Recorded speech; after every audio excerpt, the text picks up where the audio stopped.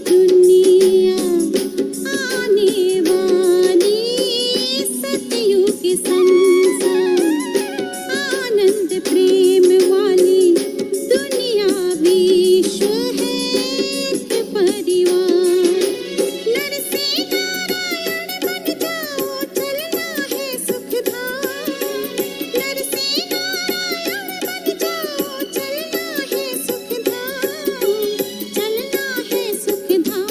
मेरे बाबा का पैगाम अब तो चलना परम धाम। मेरे बाबा का पैगाम अब तो चलना परम धाम। वापस जाना है हम सबको दिव्य लोक निज धाम। वापस जाना है हम सबको दिव्य लोक निज धाम। दिव्य लोक निज धाम। मेरे बाबा का पैगाम अब तो चलना परम धाम। मेरे बाबा का पैगाम अब तो चलना परम धाम।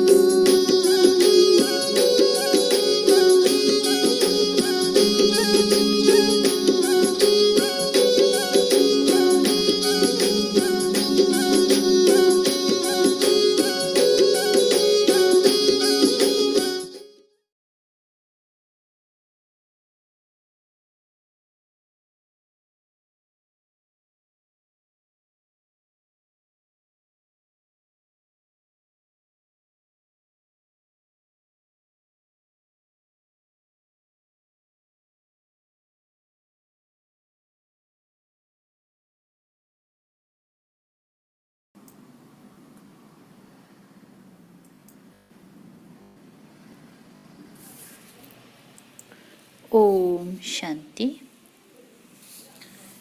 आज 3 जनवरी 2001 अभिक्त बाप दादा का रिवाइज महावाक्य है। 10 अक्टूबर 87। वाणी का शीर्षक है ब्राह्मण जीवन का सुख, संतुष्टता व प्रसन्नता। आज बाप दादा चारों ओर के अपने अति लाडले सिकेल्धे ब्राह्मण बच्चों में से विशेष ब्राह्मण जीवन की विशेषता संपन्न बच्चों को देख रहे हैं। आज अमृत बेले बाप दादा सर्व ब्राह्मण कुल बच्चों में से उन विशेष आत्माओं को चुन रहे थे जो सदा संतुष्टता द्वारा स्वयं भी सदा संतुष्ट रहे हैं और औरों को भी संतुष्टता की अनुभूति अपनी दृष्टि, वृत्ति और कृति द्वारा सदा कराते आए हैं। तो आज ऐसी संतुष्ट मणियों की माला पिरो रहे हैं ना? क्या बताया? तो आज ऐसी संतुष्ट मणियों की माला पिरो रहे थे जो सदा संकल्प में, बोल में, संगठन के संबंध संपर्क में, कर्म में संतुष्टता के गोल्डन पुष्प बाप दादा द्वारा अपने ऊपर बरसाने का अनुभव करते और सर्व प्रति संतुष्टता के गोल्डन पुष्पों की वर्षा सदा करते रहते हैं। ऐसी संतुष्ट आत्माएं चारों ओर में से कोई नजर आई। माला बड़ी नहीं बनी, छोटी सी माला बनी। बाप दादा बार बार संतुष्ट मणियों की माला को देख हर्षित हो रहे थे, क्योंकि ऐसी संतुष्ट मणियां ही बाप दादा के गले का हार बनती हैं, राज्य अधिकारी बनती हैं और भक्तों के सिमरन की माला बनती हैं। बाप दादा और बच्चों को भी देख रहे थे जो कभी संतुष्ट और कभी असंतुष्ट के संकल्प मात्र छाया के अंदर आ जाते हैं और फिर निकल जाते हैं, फंस नहीं जाते। तीसरे बच्चे कभी संकल्प की असंतुष्टता, कभी स्वयं से असंतुष्टता, कभी परिस्थितियों द्वारा असंतुष्टता, कभी स्वयं की हलचल द्वारा असंतुष्टता और कभी छोटी बड़ी बातों से असंतुष्टता। इसी चक्र में चलते और निकलते और फिर फंसते रहते। ऐसी माला भी देखी तो 3 मालाएं तैयार हुए। मणियाँ तो सभी है, लेकिन संतुष्ट मणियों की झलक और दूसरे 2 प्रकार की मणियों की झलक क्या होंगी, ये तो आप भी जान सकते हो ना। ब्रह्मा बार बार तीनों मालाओं को देखते हुए हर्षित भी हो रहे थे, साथ साथ प्रयत्न कर रहे थे कि दूसरे नंबर की माला की मणियाँ पहली माला में आ जाए। रूह रिहान चल रही थी, क्योंकि दूसरी माला की कोई मणि बहुत थोड़ी सी असंतुष्टता की छाया मात्र के कारण पहली माला से वंचित रह गई है। इसको परिवर्तन कर कैसे भी पहली माला में लावे। एक एक के गुण, विशेषताएं, सेवा सबको सामने लाते बार बार यही बोले कि इसको पहली माला में कर ले। ऐसी 25-30 के करीब मणियाँ थी, जिसके ऊपर ब्रह्मा बाप की विशेष रूह रिहान चल रही थी। ब्रह्मा बाप बोले, पहले नंबर माला में इन मणियों को भी डालना चाहिए, लेकिन फिर स्वयं ही मुस्कुराते हुए यही बोले कि बाप इन्हों को अवश्य पहली में लाकर ही दिखाएंगे। तो ऐसी विशेष मणियाँ भी थी। ऐसे रूह रिहान चलते हुए एक बात निकली कि असंतुष्टता का विशेष कारण क्या है, जबकि संगम युग का विशेष वरदान संतुष्टता है। फिर भी वरदाता से वरदान प्राप्त वरदानी आत्माएं दूसरे नंबर की माला में क्यों आती? संतुष्टता का बीज सर्व प्राप्तियां हैं। असंतुष्टता का बीज स्थूल व सूक्ष्म अप्राप्ति है। जब ब्राह्मणों का गायन है, अप्राप्त नहीं कोई वस्तु ब्राह्मणों के खजानों में अथवा ब्राह्मणों के जीवन में, फिर असंतुष्टता क्यों? क्या वरदाता ने वरदान देने में अंतर रखा व लेने वालों ने अंतर कर लिया? क्या हुआ? जब वरदाता दाता के भंडार भरपूर है, इतने भरपूर हैं जो आपके अर्थात श्रेष्ठ निमित्त आत्माओं के, जो बहुत काल के ब्रह्मा कुमारी बन गए, उन्हों के 21 जन्मों की वंशावली और फिर उनके भक्तों की भी वंशावली, वो भी उन प्राप्तियों के आधार पर चलते रहेंगे। इतनी बड़ी प्राप्ति, फिर भी असंतुष्टता क्यों? अखूट खजाना सभी को प्राप्त है, एक ही द्वारा, एक ही जैसा, एक ही समय, एक ही विधि से, लेकिन प्राप्त हुए खजाने को हर समय कार्य में नहीं लगाते, अर्थात स्मृति में नहीं रखते। मुख से खुश होते हैं, लेकिन दिल से खुश नहीं होते। दिमाग की खुशी है, दिल की खुशी नहीं। कारण, प्राप्तियों के खजानों को स्मृति स्वरूप बन कार्यों में नहीं लगाते। स्मृति रहती है, लेकिन स्मृति स्वरूप में नहीं आते। प्राप्ति बेहद की है, लेकिन उनको कहाँ कहाँ हद की प्राप्ति में परिवर्तन कर लेते हो। इस कारण हद अर्थात अल्पकाल की प्राप्ति की इच्छा बेहद की प्राप्ति के फलस्वरूप, जो सदा संतुष्टता की अनुभूति हो, उससे वंचित कर देती हैं। हद की प्राप्ति दिलों में हद डाल देती है, इसीलिए असंतुष्टता की अनुभूति होती है। सेवा में हद डाल देते हैं, क्योंकि हद की इच्छा का फल मन इच्छित फल नहीं प्राप्त होता। हद की इच्छाओं का फल अल्पकाल की पूर्ति वाला होता है। इसीलिए अभी अभी संतुष्टता, अभी अभी असंतुष्टता हो जाती है। हद बेहद का नशा अनुभव कराने नहीं देता। इसीलिए विशेष चेक करो कि मन की अर्थात स्वयं की संतुष्टता, सर्वों की संतुष्टता अनुभव होती है। संतुष्टता की निशानी वह मन से, दिल से, सर्व से, बाप से, ड्रामा से संतुष्ट होंगे। उनके मन और तन में सदा प्रसन्नता की लहर दिखाई लेगी। चाहे कोई भी परिस्थिति आ जाए, चाहे कोई आत्मा हिसाब किताब चुक्त करने वाली सामना करने भी आती रहे, चाहे शरीर का कर्म भोग सामना करने आता रहे, लेकिन हद की कामना से मुक्त आत्मा संतुष्टता के कारण सदा प्रसन्नता की झलक में चमकता हुआ सितारा दिखाई देगी। प्रसन्न चित कभी कोई बात में प्रश्न चित नहीं होंगी। प्रश्न है तो प्रसन्न नहीं। प्रसन्न चित की निशानी वो सदा निस्वार्थी और सदा सभी को निर्दोष अनुभव करेगा।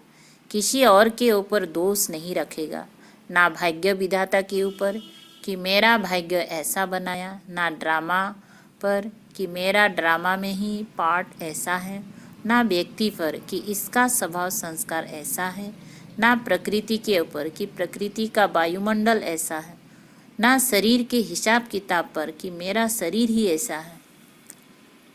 प्रसन्न चित अर्थात सदा निस्वार्थ निर्दोष वृत्ति दृष्टि वाले तो संगम युग की विशेषता संतुष्टता है और संतुष्टता की निशानी प्रसन्नता है।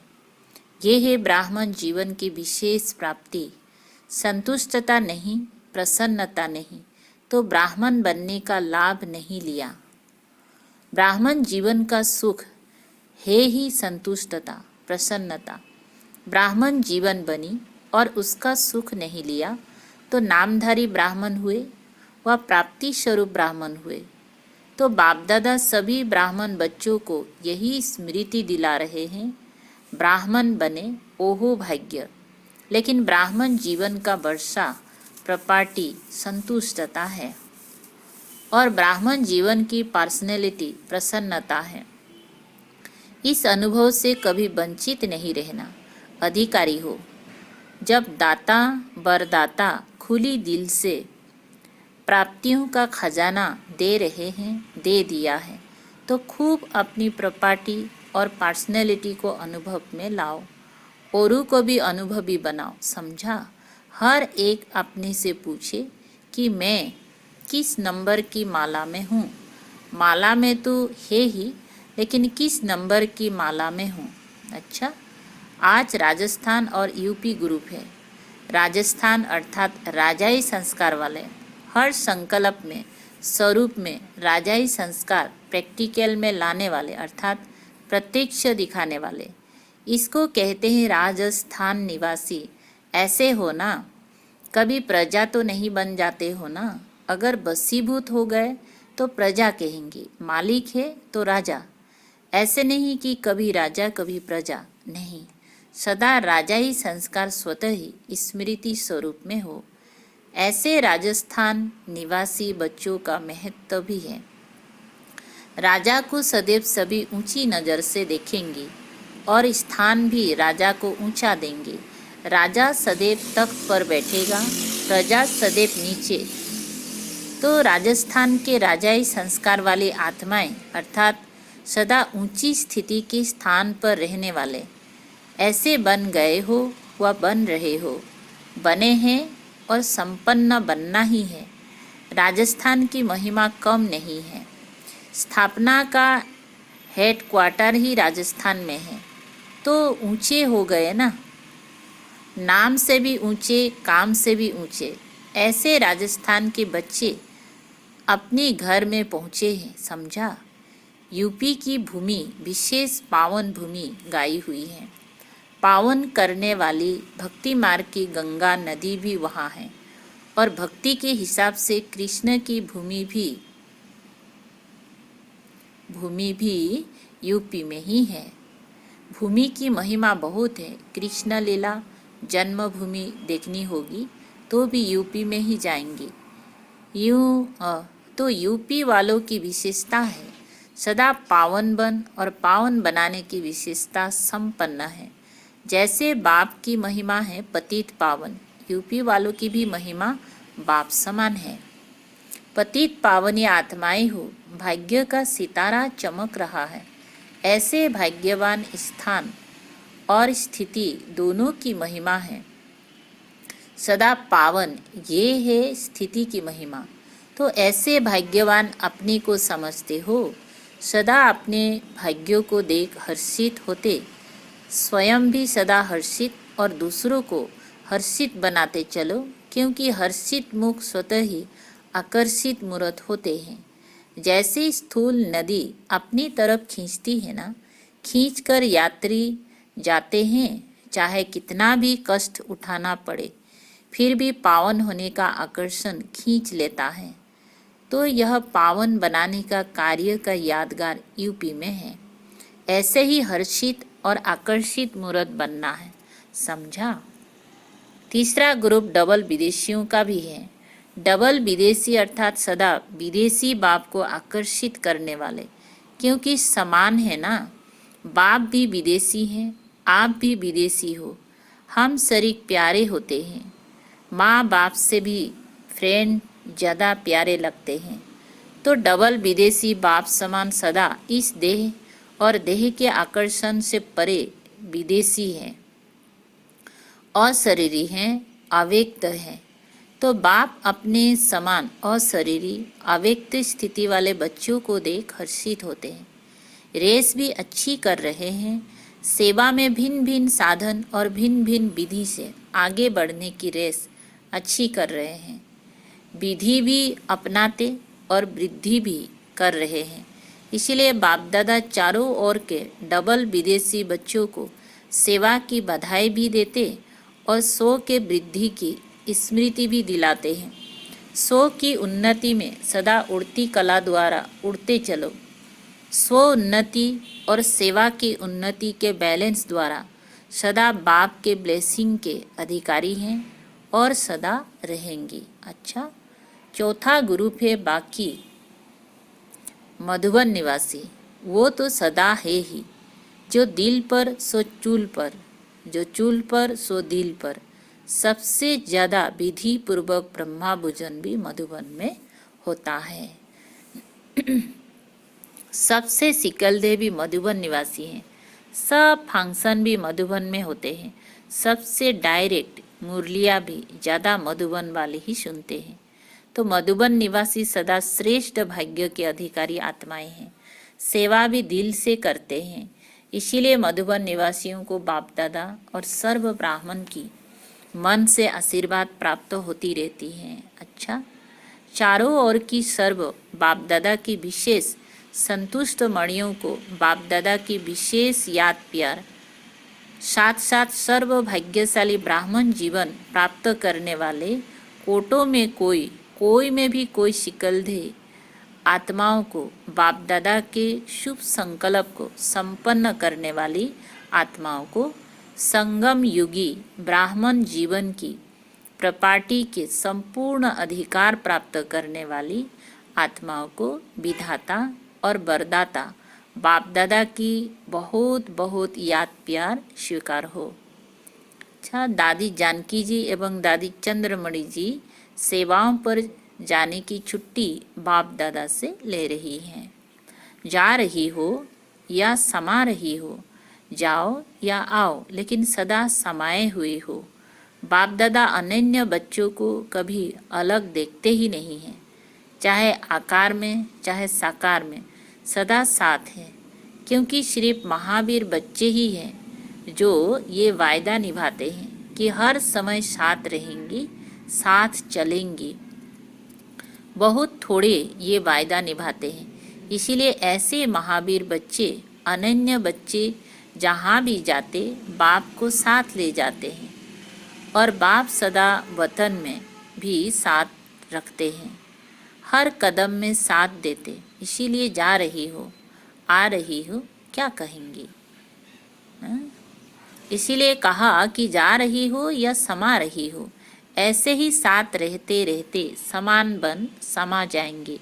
घर में थोड़े समय के लिए रेस्ट करेंगी, साथ रहेंगी, फिर आप राज्य करना और बाप ऊपर से देखेंगी, लेकिन साथ का थोड़े समय का अनुभव करना। अच्छा, आज बाबा अपने कमाल की माला बनाई, आप लोग भी तो माला बनाते हो ना। माला अभी तो छोटी है, अभी बड़ी बनेंगी। अभी जो थोड़ा कभी कभी बेहोश हो जाते हैं, उन्हें थोड़े समय में प्रकृति का व समय का आवाज़ होश में ले आएगा। फिर माला बड़ी बन जाएगी। अच्छा, जहाँ भी जाओ बाप के वरदानी तो हो ही। आपके हर कदम से बाप का वरदान सबको मिलता रहेगा। देखेंगी तो भी बाप का वरदान, दृष्टि से लेंगी, बोलेंगी तो बोल से वरदान लेंगी, कर्म से भी वरदान ही लेंगी।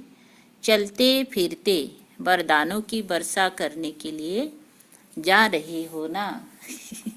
किंवा रेकॉर्डिंग करूया सुधी हो त्या।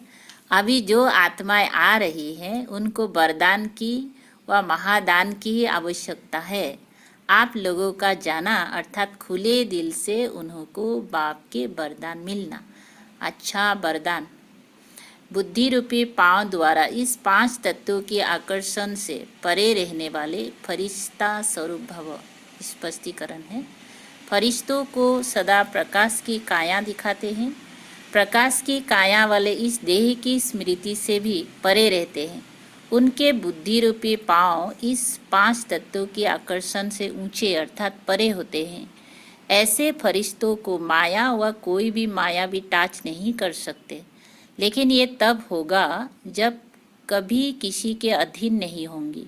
शरीर के भी अधिकार बनकर शरीर के भी अधिकारी बनकर चलना, माया के भी अधिकारी बनना, लौकिक व अलौकिक संबंधों की भी अधीनता में नहीं आना। अच्छा स्लोगन है, शरीर को देखने की आदत है तो लाइट का शरीर देखो, लाइट रूप में स्थित रहो। अच्छा, ओम शांति। शुक्रिया बाबा, शुक्रिया।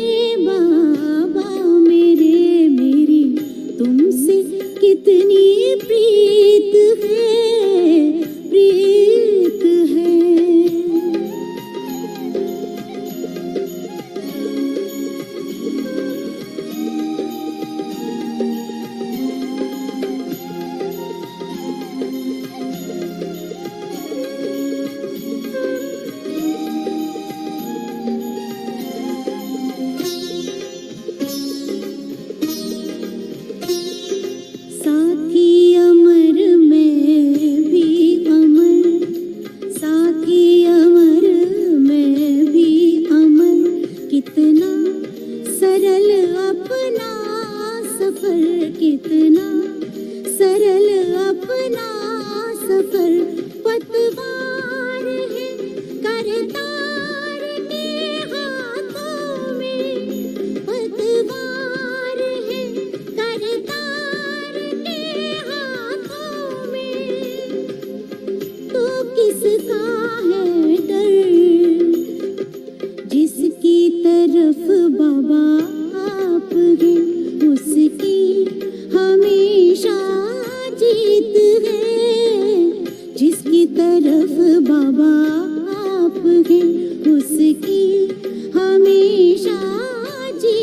है, कैसे कहे बाबा मेरे, मेरी तुमसे कितनी प्रीत है, प्रीत है।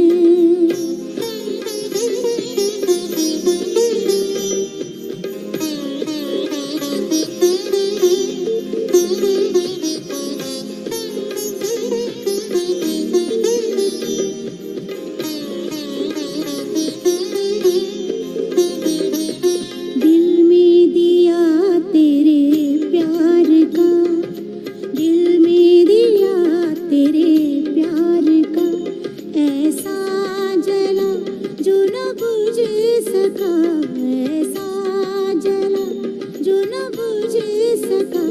बरसात है उपकार का दिन रात, बरसात है उपकार का दिन रात, जो कभी ना रुक सका। ये दिल मेरा एहसान का तेरे गुनगुनाता गीत है, ये दिल मेरा एहसान का तेरे गुनगुनाता गीत है, कैसे कहे बाबा मेरे, मेरी तुमसे कितनी प्रीत है, कैसे कहे बाबा मेरे, मेरी तुमसे कितनी प्रीत है। तू ही साज संगीत है, दिल का तू सच्चा मीत है, तू ही साज संगीत है, दिल का तू सच्चा मीत है, दिल का तू सच्चा मीत है, कैसे कहे बाबा मेरे, मेरी तुमसे कितनी प्रीत है, प्रीत है, प्रीत है, प्रीत है।